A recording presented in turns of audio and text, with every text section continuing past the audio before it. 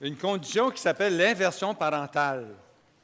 Qu'est-ce que c'est et comment guérir cette condition?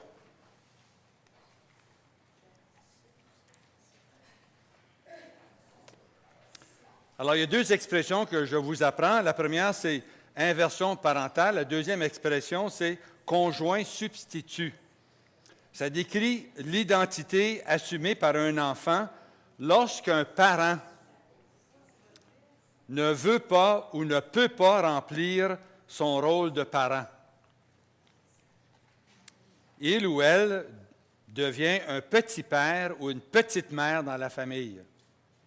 De fait, l'enfant assume la responsabilité d'être le parent de son ou de ses parents. Il se manque enfant, il peut avoir 7, 8 ans, 10 ans, il devient le père de son père ou le père de sa mère parce qu'ils sont incompétents, sont alcooliques ou sont dépressifs ou sont malades ou sont absents. Alors, l'ordre que Dieu a établi pour la famille est ainsi inversé.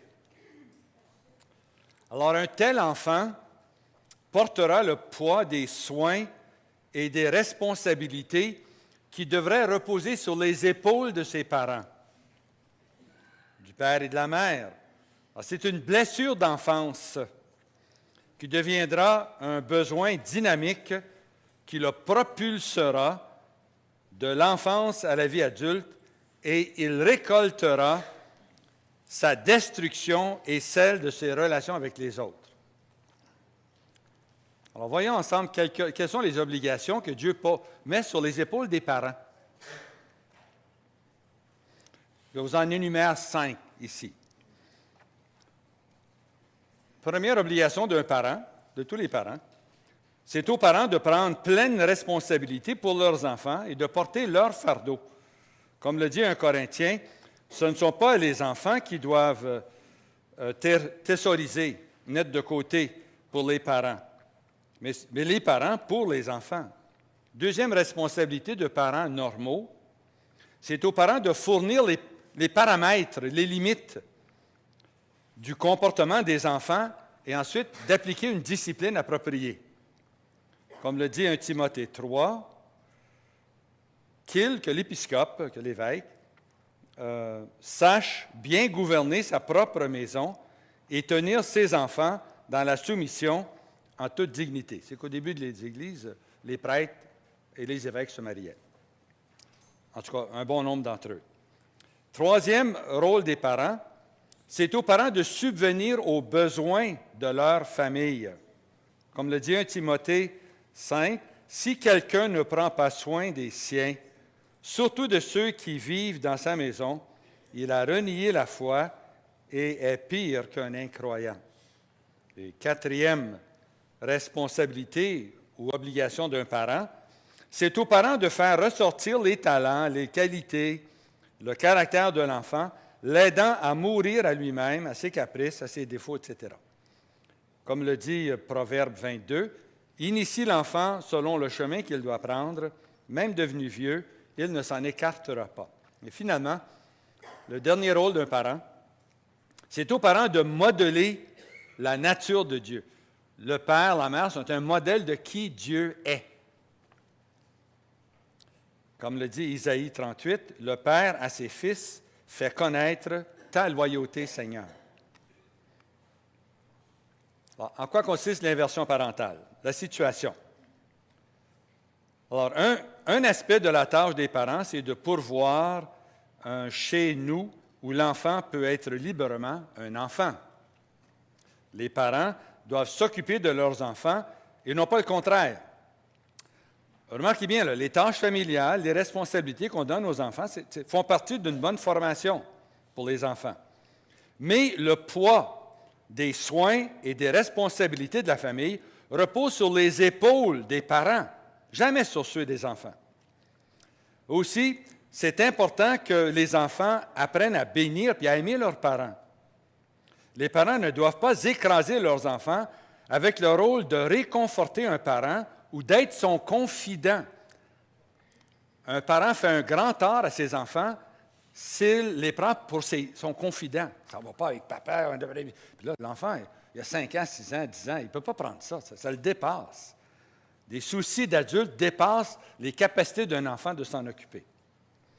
L'inversion parentale se produit lorsque certains enfants se donnent à la maison l'identité d'un ou des deux parents qui sont soit absents, soit inefficaces à cause d'un décès, d'un divorce, d'une maladie, d'un péché ou d'immaturité. L'enfant essaie alors d'assumer la responsabilité. En fait, il usurpe le rôle de parent. C'est une œuvre du vieil homme. On en a vu d'autres dans le passé. On a vu, surtout au niveau 2, les serments intérieurs, les racines amères, l'orientation à la performance. Ça, c'est une autre raison pourquoi, rendus adultes, il y a des gens qui se conduisent mal. Ils ont eu une blessure d'enfant et ça les suit dans l'âge adulte. Alors, le vieil homme a de nombreuses pratiques qui le maintiennent dans le péché. Qui s'avise de ses faux pas? Purifie-moi du mal caché, demande le psaume 19.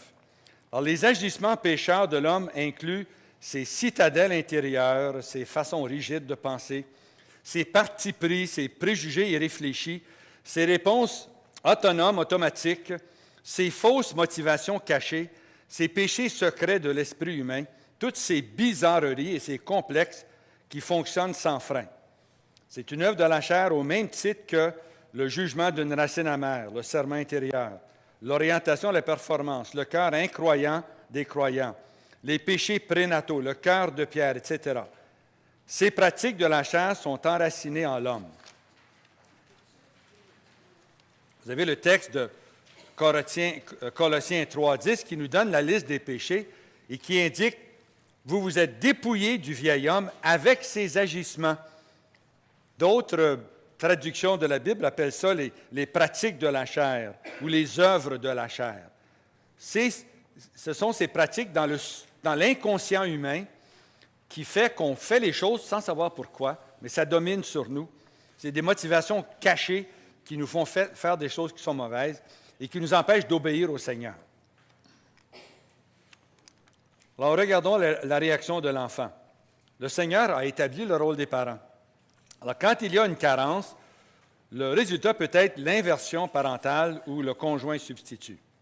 Alors, la peur entre dans l'enfant. Pensez-y à un enfant de 7 ans, 8 ans, 10 ans, et son père ou sa mère sont tout à fait incompétents ou ne sont pas là pour faire le travail, ou il est décédé, ou il est malade.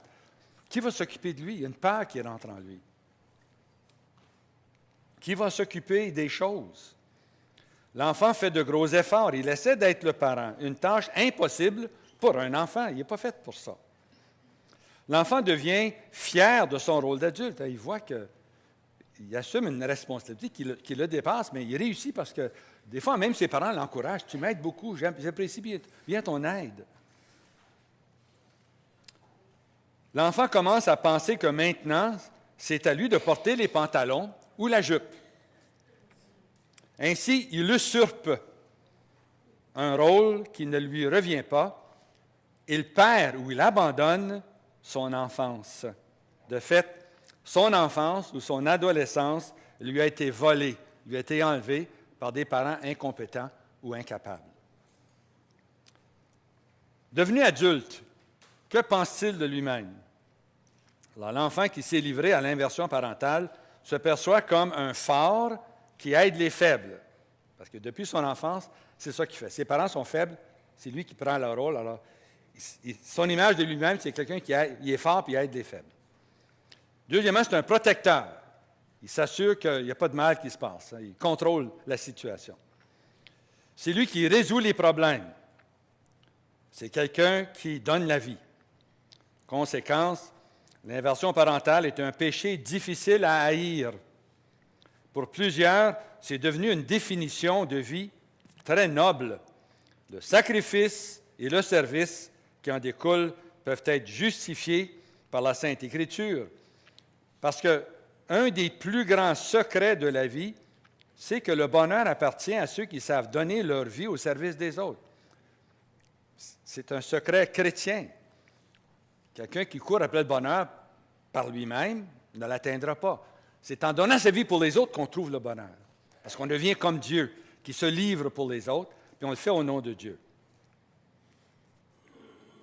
Mais le Seigneur nous demande de donner notre vie au service des autres par amour pour lui, plutôt qu'à partir d'une motivation impure d'un cœur blessé.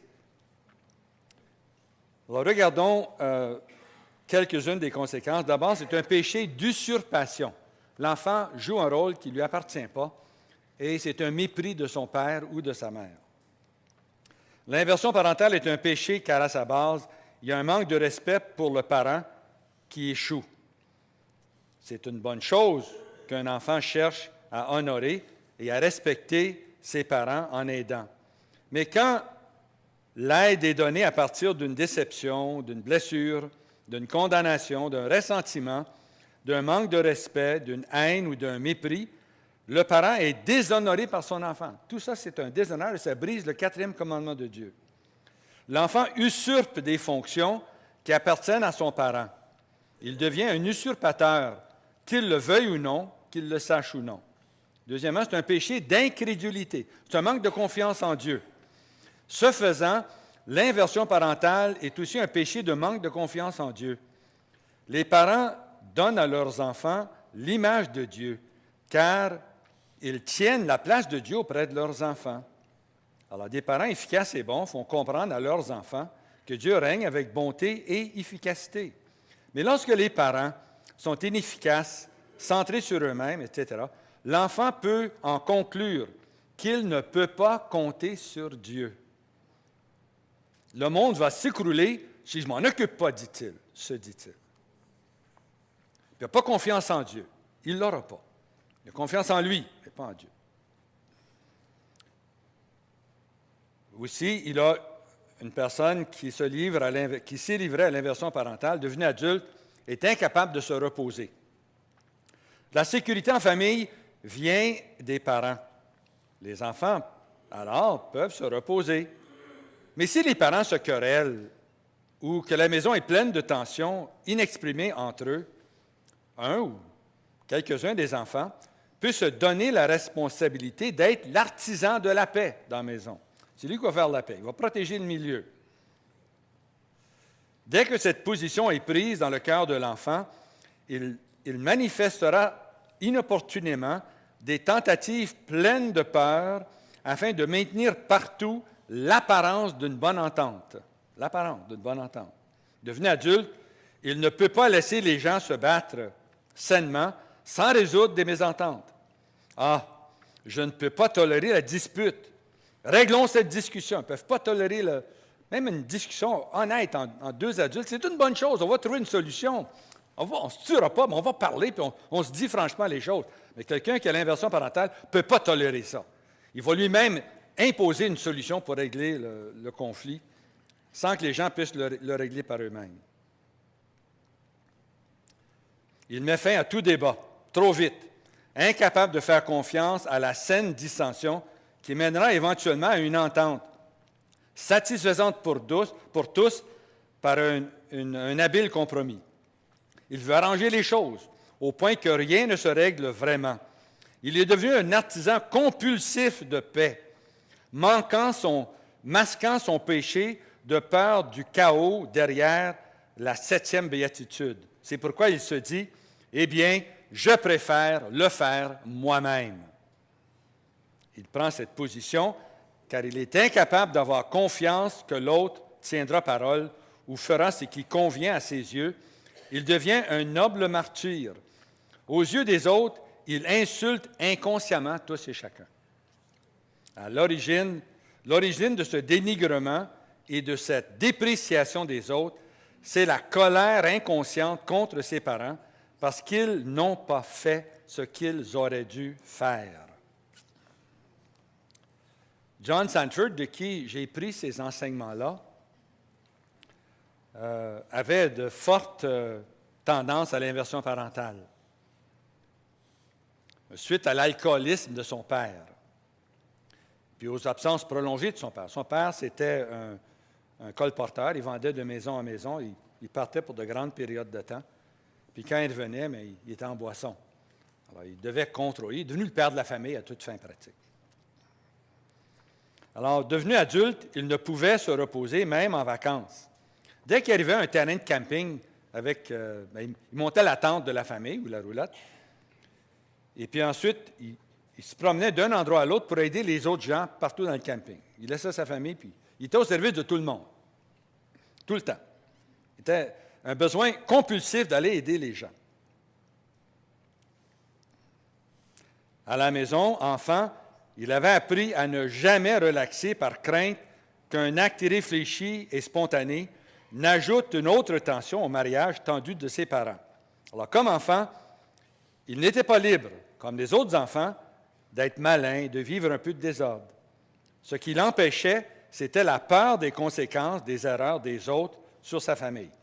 Ainsi, comme enfant, la maison fut identifiée comme un endroit de tension, nécessitant la responsabilité émotive de se contrôler, ainsi de contrôler les autres. Il ne pouvait relaxer et être rafraîchi à la maison. Devenu adulte, il ne pouvait trouver le repos avec son épouse. Comme le dit le livre des Proverbes, en elle se confie le cœur de son mari. Mais pas lui, il n'était pas capable de se reposer dans le cœur de son épouse. Pour John, le repos, c'était la solitude et le plaisir loin de la maison. C'était trop difficile pour lui de trouver le repos près de ses proches, dans l'intimité de ses proches. Plutôt, il devait toujours s'occuper des autres en vue de les garder à distance de son cœur en sécurité. Il devint force pour sa mère, son petit frère et sa petite sœur. Devenu adulte, il fut surpris d'apprendre jusqu'à quel point son cadet lui en voulait lorsqu'il abandonna la famille pour aller faire ses études. Puis sa petite sœur avait la même réaction devant lui. Elle s'est sentie abandonnée lorsqu'il est parti de la maison pour faire ses études. Je vous donne le cas ici de Paul, un homme d'affaires. Alors, parce que son père buvait et était un joueur invétéré, à 11 ans, Paul se mit à gagner de l'argent par le travail pour subvenir aux besoins de sa famille. Puis, compulsivement, il se mit à s'occuper de tout le monde, ses employés, son épouse, ses enfants, ses amis, son Église. Dieu, n'importe qui. C'est lui qui allait sauver la situation. Il devint le bon Samaritain compulsif.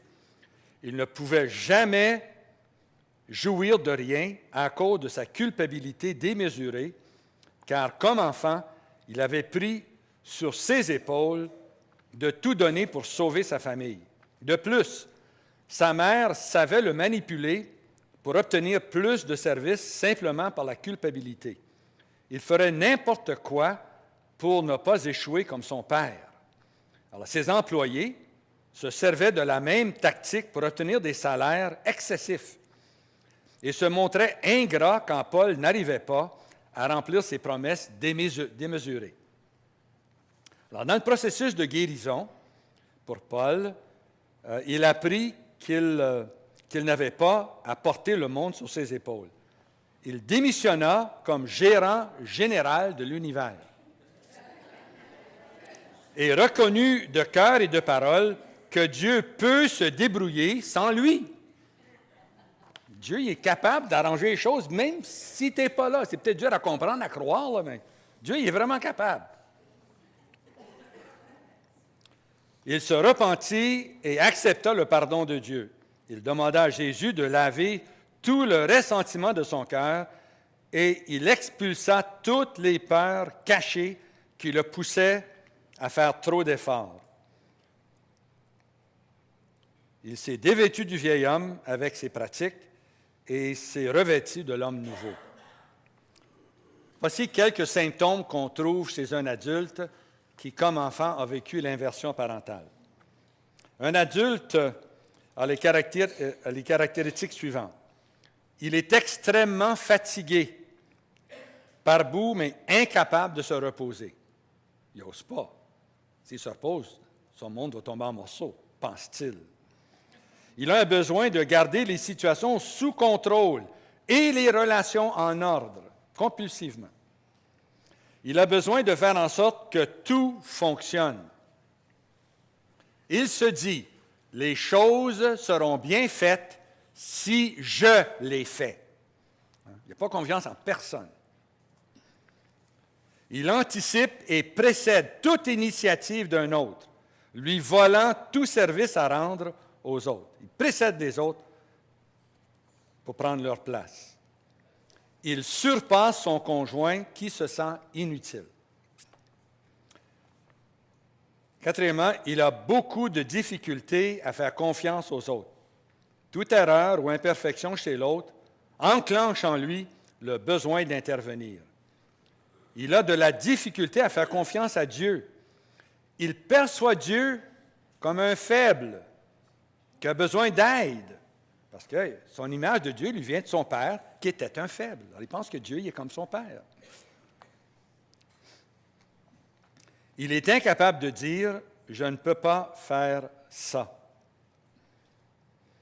Il est très fier de lui-même, il est un noble martyr.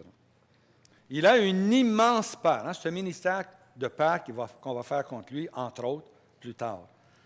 Il se dit, si je cesse de m'en occuper, la vie de ma famille, ma vie, le monde, va s'écrouler. Et ce sera ma faute. Cette peur est le motivateur principal de son besoin de tout contrôler. Il est vraiment concerné par le bien-être de l'autre et des autres. Il veut améliorer les choses dans la famille, dans le monde, mais il prend une responsabilité excessive pour le bien des gens de son entourage. On ne peut pas l'accuser d'égoïsme. Il est vraiment centré sur l'autre. Il a de la difficulté à comprendre que ses actions peuvent faire mal à l'autre au lieu de l'aider, l'étouffer au lieu de donner la vie. C'est à partir d'un cœur blessé qu'il essaie si fort de réparer le monde autour de lui.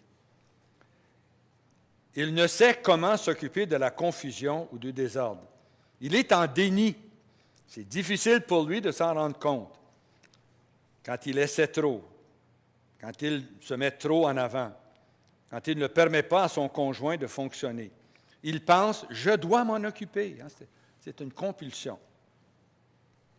Il est incapable de ressentir. Quand des troubles requièrent son attention, il éteint ses émotions et devient logique. Il est plein de conseils, mais n'a pas de cœur. Et puis finalement, il est incapable de fonctionner en équipe ou d'être intime avec son conjoint et ses enfants. Quoique les racines de son mal soient avec ses parents, les mauvais fruits sont avec ses proches rendus adultes. Alors, quelques mots sur l'autre condition qui s'appelle conjoint substitut.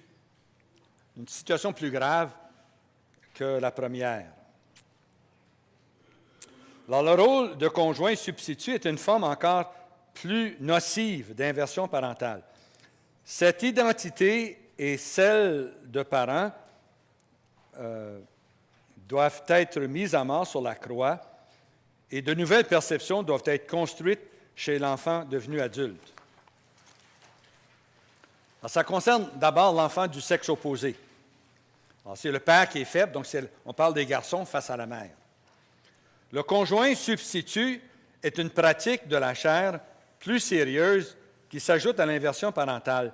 Dans une famille où un des parents échoue dans son rôle à cause d'une maladie physique ou mentale ou d'une dépendance, ou encore si un parent abandonne le foyer ou meurt quand les enfants sont jeunes, le plus vieux ou le plus sensible des enfants du sexe opposé aux parents restants décide de remplir le poste vacant. Un garçon ou un jeune homme devient le soutien de la famille ou le confident de la mère ou le bâton sur lequel elle s'appuie. Une fille ou une jeune femme se lève plus tôt pour préparer le linge et le lunch de papa. C'est lui ou c'est elle qui s'occupe de la discipline des plus jeunes. De fait, c'est lui, c'est elle qui dirige la maisonnée à la place du père ou de la mère fautif. Ainsi, il ou elle se trouve dans le rôle du conjoint, mais sans le lit conjugal. Or, un courant sous-jacent de sentiments indésirables et malvenus, fait de nuances et de pratiques époux-épouse, coule entre l'enfant et le parent du sexe opposé. La position est équivoque. J'ai rencontré des gens comme ça, avec leur mère. Ils sont choqués contre leur mère. Parce qu'ils sont attirés par elle. Ils ne devraient pas. Alors, jamais une pensée sexuelle consciente ne jaillit au sujet de ton parent, car inconsciemment ou consciemment, tu les étouffes, te disant, c'est ma mère ou c'est mon père. Je ne dois pas penser ou ressentir ces choses-là. Évidemment, on a ça inscrit en nous, de parler de ce côté-là. Alors, tu crées dans les passages de ton cœur des mécanismes de suppression. Tu vas supprimer ces tendances à avoir des relations sexuelles avec le parent du sexe opposé, de qui tu es devenu le conjoint sans le lit. Plus tard, ton épouse devenue mère réactive en toi les mêmes mécanismes te rendant incapable de faire l'amour avec elle, avec ton épouse, parce qu'elle est devenue la mère de tes enfants. Alors, ça active ce mécanisme de défense, ces répressions que tu avais suscitées en toi durant ton adolescence. Alors, ton trop grand respect pour ton épouse t'empêche d'avoir des relations conjugales avec elle. C'est absurde, hein, mais c'est la situation de la personne. Ici, je vous présente le cas d'Arthur. Un jeune homme se présente au bureau de John, complètement frustré et confus. Il aimait sa très belle épouse, puis avait toujours aimé ses relations sexuelles avec elle. Mais maintenant, il n'arrivait plus à la toucher. Il s'est rappelé qu'au début de sa puberté, sa jolie mère a divorcé et il avait tout fait pour être fort et un protecteur pour elle. Mais sa beauté l'avait affecté. Il se rappelait d'avoir dû éteindre ses sentiments envers elle. Alors John Sanford, qui priait avec lui, l'invita à se repentir de ses sentiments confus de son adolescence. Puis, il commanda à ses mécanismes de suppression qui n'étaient plus requis de lâcher leur emprise. Puis, il le libéra de l'identification de son épouse à sa mère comme si c'était la même personne. Alors, tout blocage disparut. Arthur et son épouse lui écrivirent pour le remercier d'avoir établi leur relation conjugale. Maintenant, le conjoint substitue quand c'est l'enfant du même sexe. Alors, même sans mélange de genre, le phénomène du conjoint substitut peut faire surface. Une fille prend les fonctions du père absent pour aider sa mère, ou un fils prend les fonctions de la mère absente pour aider son père. Les confusions font surface, car cet enfant n'est pas dans une position naturelle à l'enfance ou l'adolescence. La fille peut devenir trop masculine au point que plus tard, elle a de la difficulté à permettre à son mari d'être la tête de la famille. La fille peut assumer le rôle d'épouse au point que plus tard, son épouse sera séduite inconsciemment, jouant le rôle d'autorité que lui a abandonné. Plus grave, dommageable et commun que de s'occuper du parent physiquement, c'est de s'occuper de lui ou d'elle émotionnellement. Il y a des parents faibles ou brisés qui se servent d'un de leurs enfants comme onguent pour leur douleur, comme confident et réconfort, ce qui fait un tort énorme à l'enfant. Le parent donne des câlins pour en obtenir. Il se sert de culpabilité pour obtenir l'amour et la gratitude. Après tout ce que j'ai fait pour toi, c'est comme ça que tu me remercies? La culpabilisation de l'autre. Il se rabaisse afin de susciter les compliments. Il s'attend à ce que tu saches intuitivement son besoin, sans qu'il ait à te le dire. Si tu ne le sais pas, il est épouvanté. Vas-y, amuse-toi bien. Moi, je resterai seul à la maison. C'est pour culpabiliser l'autre. Puis plutôt que de faire ressentir ton identité propre, il avale ton identité dans la sienne. Il dénature la discipline. Il peut prendre l'inconduite comme un affront personnel. Comment as-tu pu me faire une chose semblable?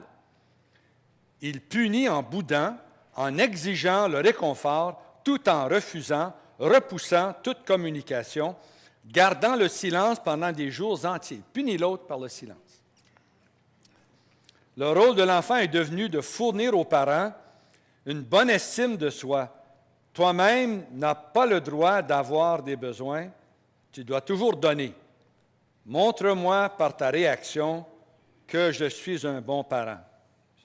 Alors, cette condition apparaît quand un parent compte d'une façon déplacée sur son enfant du sexe opposé. Pour le réconfort émotif, pour être son confident, donnant à l'enfant des connaissances qu'il n'a pas apportées. Par exemple, tu sais, ton père ne gagne pas assez d'argent pour subvenir aux besoins de la famille. Une confidence comme celle-là mine le respect pour le père et donne naissance au mépris et au ressentiment de l'enfant contre son père. Pour la satisfaction physique, en dormant avec l'enfant, en tenant l'enfant excessivement, en commettant l'inceste, ça peut aller jusqu'à l'inceste. Un parent célibataire doit faire attention de ne pas mettre un tel poids sur les épaules de ses enfants. Le conjoint substitut est souvent une conséquence d'une famille monoparentale. Alors, quels sont les symptômes chez l'adulte? Un adulte qui, comme enfant, fut sujet à la condition de conjoint substitut aurait les caractéristiques suivantes. Tous les symptômes qu'on a dit de l'inversion parentale. Ensuite, il recherche le rafraîchissement ailleurs qu'à la maison. Troisièmement, le dysfonctionnement sexuel. L'usurpation du rôle de parent provoque la stimulation sexuelle précoce. Ça peut aussi être le complexe d'Œdipe, vouloir tuer le père et marier la mère.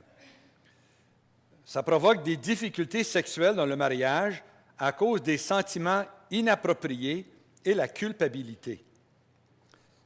Aussi, c'est fait de haine et colère intense, mais cachée contre le parent du sexe opposé. Dans certains cas, cette haine devient généralisée contre le sexe opposé. Alors, allons immédiatement à la page 114 pour voir la fiche de prière.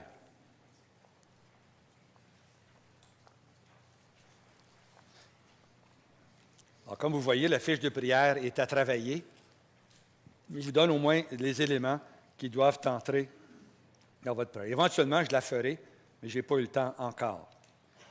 Alors, vous, comme priant, quand vous constatez que c'est probablement le cas, qu'il y a eu inversion parentale ou conjoint substitut, eh bien, vous aidez le suppliant à trouver puis à discerner la vérité au sujet de son comportement et de sa motivation.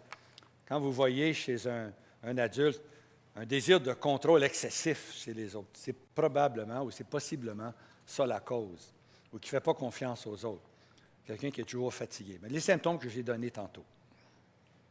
Alors, son enfance, à lui, était en chaos et non pas sous son contrôle. Il y avait de la confusion de rôles. Il distinguait mal où l'autre arrêtait et où il commençait. Il a mal fait la distinction entre son rôle d'enfant et puis son rôle pour aider papa ou maman qui avait besoin d'aide. Il n'avait pas à usurper leur rôle, et c'est ce qu'il a fait. Il a méprisé ses parents. Il doit reconnaître la cause de son état actuel qui détruit ses relations avec son conjoint, ses enfants, ses collègues au travail, etc., les gens à l'Église. Alors, dans la prière, excusez-moi, là, il doit prendre conscience de ses émotions supprimées, puis il doit s'avouer ce qu'il ressent vraiment et ce qu'il pense vraiment, sans honte ou peur, que son monde va s'écrouler s'il s'accorde le temps d'être lui-même. Et ça va être un défi. Il devra démissionner, lui aussi, comme gérant général de l'univers, reconnaître que le soleil va se lever sans lui demain matin. Puis le soleil va se coucher ce soir, même si tu n'es pas là. Tu ne contrôles pas l'univers. Il y a l'idée que tout dépend de lui. Alors, le priant invite le suppliant à pardonner à ses parents pour ce qu'ils ont fait ou n'ont pas fait. Deuxièmement, à demander pardon au Seigneur pour ses jugements contre ses parents. À se repentir d'avoir jugé Dieu faible. Il a porté sur Dieu le jugement qu'il a fait sur son propre père ou sa mère. Il pense que Dieu est comme ça, mais Dieu n'est pas comme ça. C'est Dieu qui mène, ce n'est pas lui. À se faire une nouvelle identité en Christ Jésus. Il doit découvrir qui il est, non pas à partir de ses expériences d'enfance, mais à partir de ce que la parole de Dieu dit à son sujet. On a vu ça, on a vu ces choses-là. À apprécier puis à louer Dieu pour tout ce qu'il fait en toi, surtout la guérison de ta blessure la plus profonde, celle de manquer de confiance en ton Père céleste. Puis troisièmement, notre rôle de priant, c'est d'offrir le support. Alors, le priant suggère au suppliant de nouveaux comportements. Alors, tout ça, ça se fait non pas dans une seule rencontre, mais dans plusieurs rencontres. D'abord, il doit abandonner d'essayer de contrôler son conjoint, ses grands-enfants, ses collègues, ses parents. Il doit cesser de contrôler. Deuxièmement, il doit acquiescer aux efforts des autres, de le corriger de ses essais de contrôle. Il doit le reconnaître et accepter quand quelqu'un lui dit « Dis-moi quand je cherche à contrôler ». Les gens vont vous le dire. Hein? On ne voulait pas l'entendre avant, mais là, il faut entendre les autres. « Hey, arrête, là, je vais m'en occuper, je suis capable. » OK, je vais aller m'asseoir. Ça va prendre un effort, mais il doit réapprendre à vivre. Il doit réapprendre. L'Esprit Saint les suscitera. Alors qu'il demande à son conjoint, à ses amis, de le confronter quand il étale ses comportements et qu'il accepte de leur en rendre des comptes. Comme le dit Paul dans l'Épître aux Éphésiens, chapitre 4, « En vivant dans la vérité de l'amour, nous grandirons dans le Christ pour nous élever en tout jusqu'à lui, car il est la tête. » Quatrièmement, il doit devenir humble. Qui déteste la réprimande mourra. On doit aimer la réprimande. C'est un ami. Les critiques d'un ami, c'est plus souhaitable que les éloges d'un ennemi. Faites attention aux éloges d'un ennemi. Acceptez les critiques d'un ami. C'est une bonne chose. Ils vous le disent pour votre bien. Écoutez. Ça prend de l'humilité, mais recevez l'humilité. Il suit un sentier de vie, celui qui tient compte de la remontrance, mais qui déteste la réprimande, erre à l'aventure. Une autre parole de l'Écriture, qui aime la remontrance, aime la science, mais qui déteste la réprimande, est stupide. Puis finalement, Proverbe 13, misère et ignominie à qui néglige la remontrance, mais celui qui tient compte de la réprimande sera honoré. Alors, il y a besoin d'aide dans ce changement de comportement. Puis, troisièmement, il faut passer à la guérison de la condition de conjoint substitut. Le reconnaître. Alors, le priant aidera le suppliant à identifier le fruit et la racine. Par exemple, un empressement irréaliste à prendre contrôle, ou encore construit sur une base de peur et de consentement à la coercion parentale. Puis la racine vient d'un manque de compréhension et de bons parents. On doit lui aider à pardonner efficacement à ses parents. On peut prendre la fiche face à l'amertume ou le pardon en 4 étapes. C'est aussi une bonne prière. La repentance. Écoutez, il a pris la place de son père ou de sa mère. Puis il l'a fait dans le mépris. Il a déshonoré ses parents. Il a péché contre le 4e commandement qui dit que honore ton père et ta mère pour que les choses aillent bien dans ta vie. Mais il ne l'a pas fait. Donc, ça n'ira pas bien pour lui dans la vie. Il doit s'en repentir. Ensuite, on doit briser cette malédiction qui repose sur lui. On va voir demain comment briser les malédictions.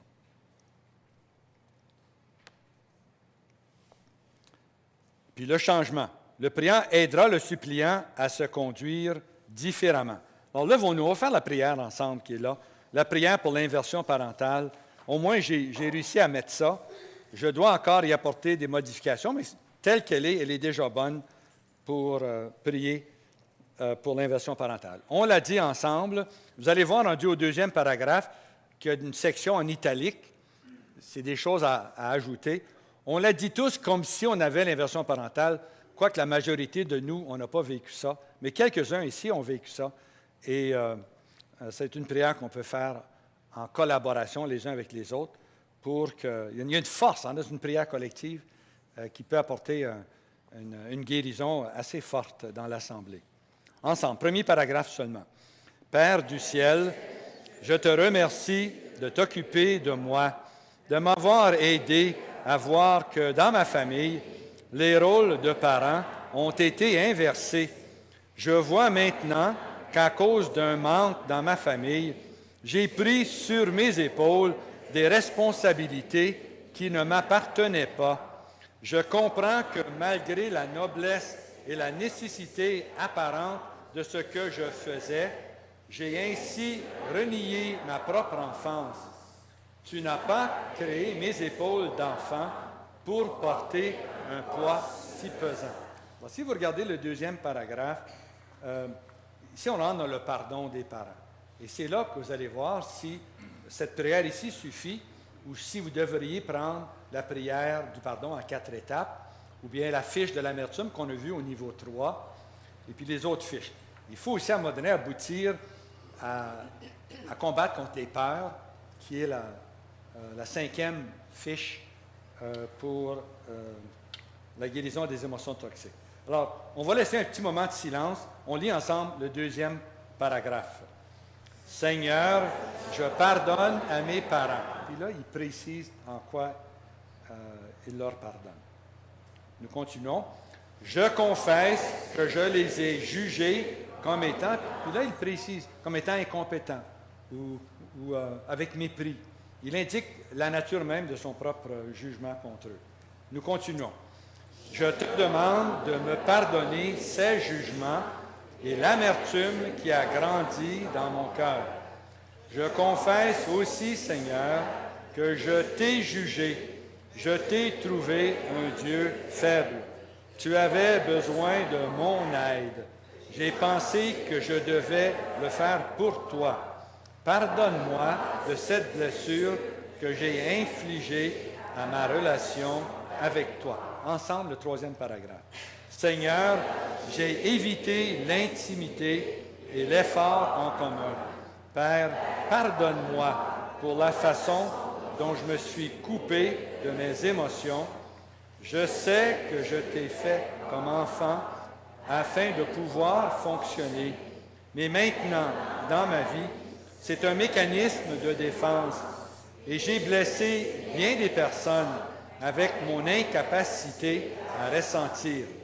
Pardonne-moi d'avoir tenté de prendre contrôle pour toi et ainsi d'avoir exercé le contrôle sur mon conjoint et mon monde.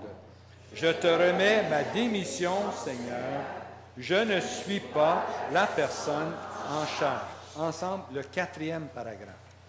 Père du ciel, ça me fait peur de te demander de me prendre sous ta charge, de prendre sous ta charge ceux que j'aime et avec qui je travaille.